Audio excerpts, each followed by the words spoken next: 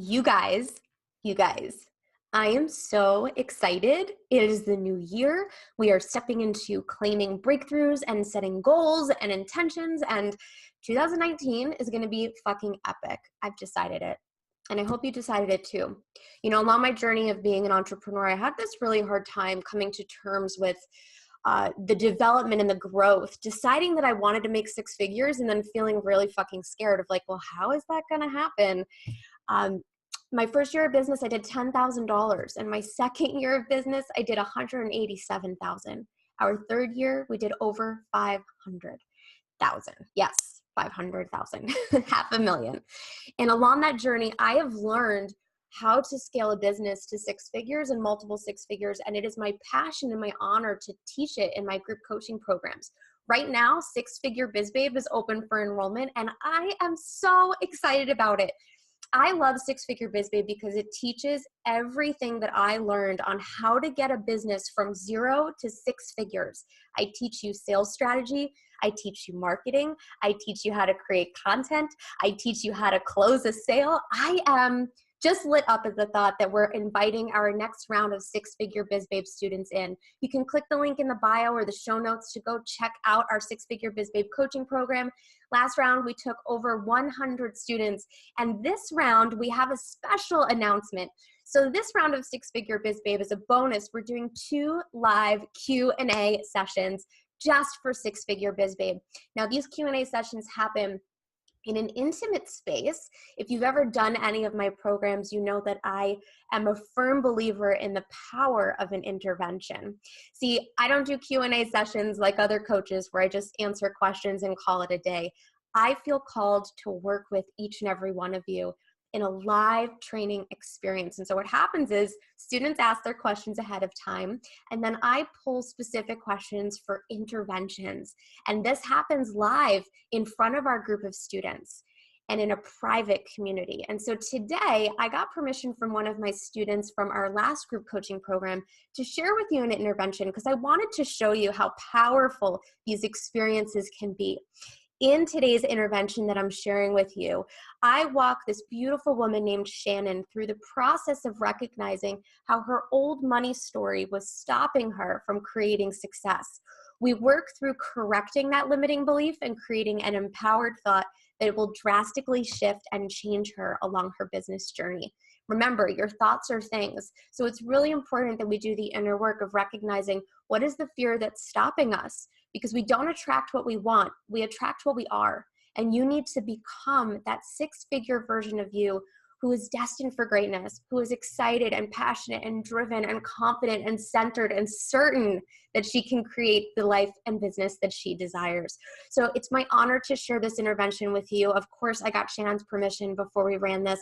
She's an amazing soul, an incredible human, and her vulnerability in this intervention is super powerful.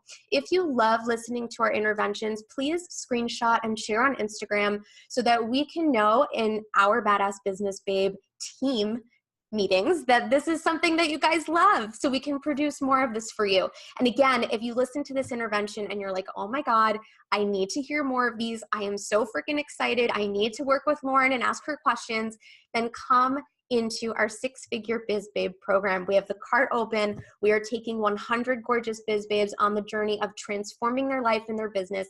I'm teaching you all of the things, and it is my honor and my pleasure to give you a little sneak peek of how our group coaching calls usually work. So sit back, relax, and enjoy this episode of the Badass Business Podcast. Shannon. Shannon, honey, I want to call on you for a minute. I want to ask you a question. Can I unmute you? You might have to unmute yourself, sweetie. Hi. Hi. So I have a question for you. Yeah. Last week, you remember, I think it was last week or the week before, you shared something in the comments of the Q&A thread, and you said something about how you weren't doing the things, right? Does this sound familiar? Yeah. Okay, so yeah, first question, are you still feeling that way? I'm just feeling a lot of overwhelm. Like I have to do everything at once. I know that I need to, take time for each thing.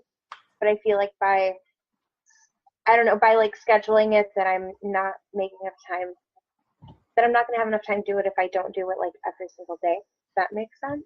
Can you It's give just me like I've got to do everything all the time.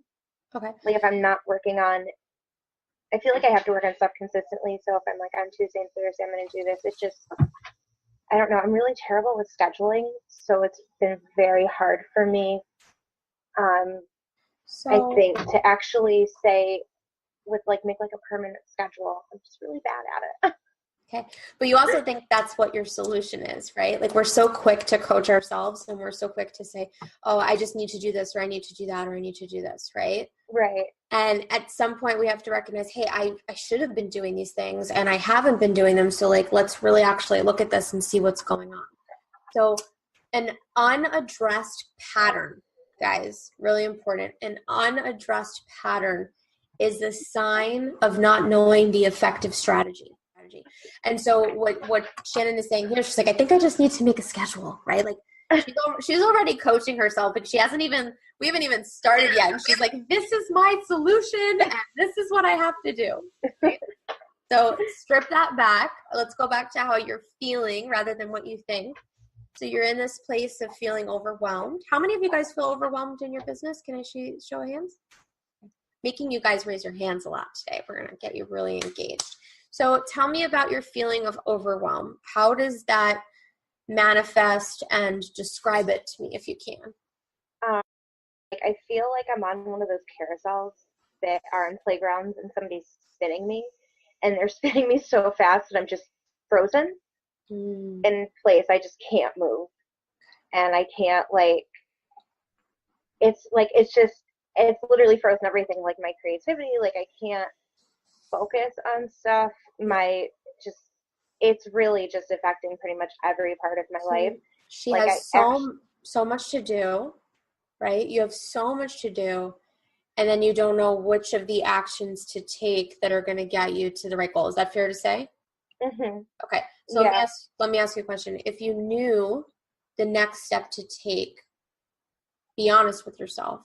If you knew the next step to take, would you effectively take it and be consistent? I'm not really sure. And I'm not, Beautiful. my mom, we grew up, we didn't have a lot of money. My uncle, my mom's brother, had lots of money. And she would get frustrated that he wouldn't help us out. So in my mind, like I was raised that like people with money should help you out. So I'm afraid that if I make money, my mom's going to want my help financially because she's still not in a great place financially. And what would that mean for you if your mom was asking for your help, which to be fair, judging by what I know, she's already asking for your help. Like that's not, I mean, that's just who she is, right? But the belief you have is if I make a lot of money, then all of these other people are going to treat me different and they're going to ask for money or they're going to need assistance. What would that mean if that happened? What would that mean?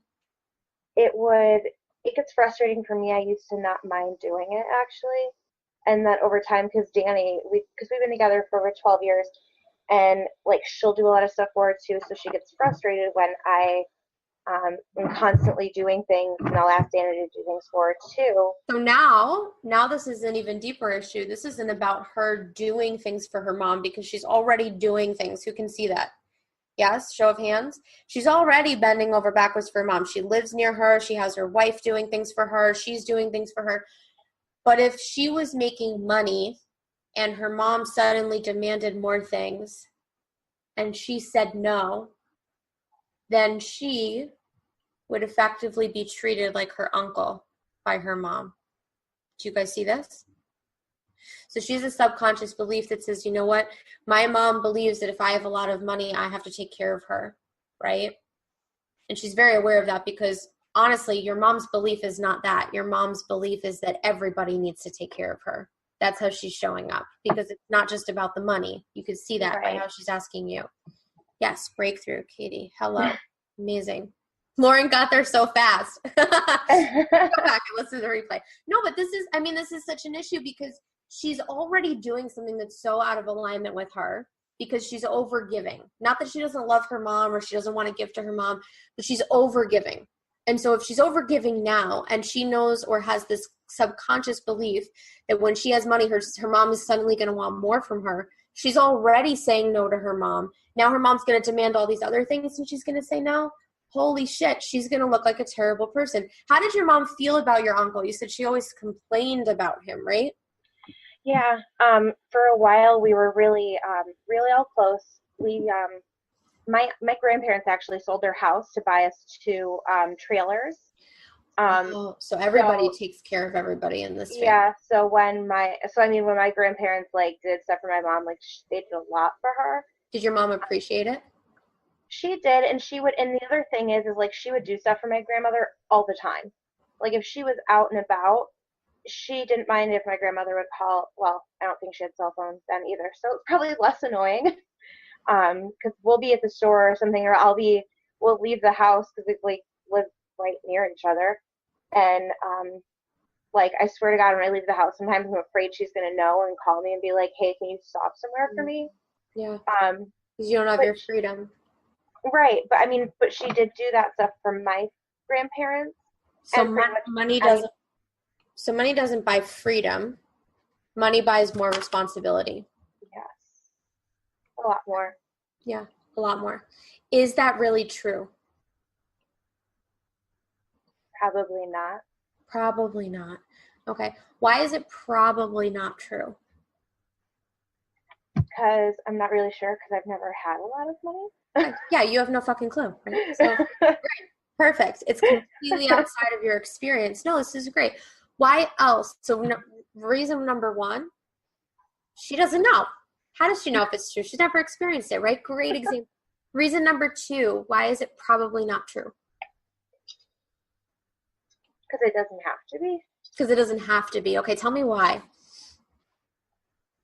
Because if I think that it's going to be hard, then it'll be hard, and if I think it's going to be easy, it'll be easy. Okay, so give me another reason. Why is it probably not true? Because other people can do it. Because other people do it, yeah. And if you had more money, you could fucking hire people to deal with that shit. You'd be like, here you go. Yeah. Go be my mom's personal driver. Here's $30, right? I mean, you could really God. start to delegate your stuff. Why is it definitely not true? I don't know. Yes, you Say do. it again. Why is it definitely not true that the more money you make, the more responsibility you have? Because I deserve it. Because I deserve it. Okay, I deserve money, right? I deserve money. That was a question though, right? So let's think about this question again. I'll throw it to you again so I can feel some certainty in how you deliver. And it could be a different answer. It could be the same answer. Why is it definitely not true that the more money I make, the more responsibility I have? Because I have a lot of responsibility now. So yes! I have so much fucking responsibility now. And when I have money, I could delegate shit. I can hand shit off, right? So if you don't want to believe, so now we have to walk her through this pattern of recorrecting her belief, right? So the old belief is this idea that says, if I make more money, I'm going to have more responsibility. And that's really, really bad because then I'm going to have to disappoint a lot of people, right? That's her belief. So what do we want to believe instead? that I'm worthy of having the life I deserve and to be able to actually fulfill my passion, have my business. I want you to pay attention to something. The old belief is very specific. It says, the more money I make, the more responsibility I have. So let's talk about this chain reaction that you created. When you guys correct a new belief, it's really important that you pay attention to the language and the pattern of the language, right? So she has this first thought that says, the more money I make, right, dollar sign, then the more responsibility I have. So arrow, right? This doesn't matter, but this is how I'm diagnosing it. She has the money, the more money I make, that leads to the more responsibility I have. That leads to disappointing people because people are going to ask me for help and I'm not going to be able to serve. So she has a chain reactive belief. Do you guys see that? If this happens, this happens, this happens. So the question then becomes, what do you want to believe instead? And sometimes your clients will throw things at you and they'll say, I want to believe I'm worthy. Of course you do. But the pattern of your first belief is that chain reaction. It's like coding, yes. So we're going to code this again in a way that she can clearly identify as correcting the belief. So I would encourage you to look at that format, right? The more money I make, the more responsibility I have, the more I disappoint people because they're asking for assistance. What do you want to believe instead? That life doesn't have to be hard. Okay. The life doesn't have to be hard. Yeah. So life doesn't have to be hard. And that's still kind of in that negative state, but you're doing great. You're creating new beliefs and thoughts and ideas. So we got this going. Give me what you were just thinking of.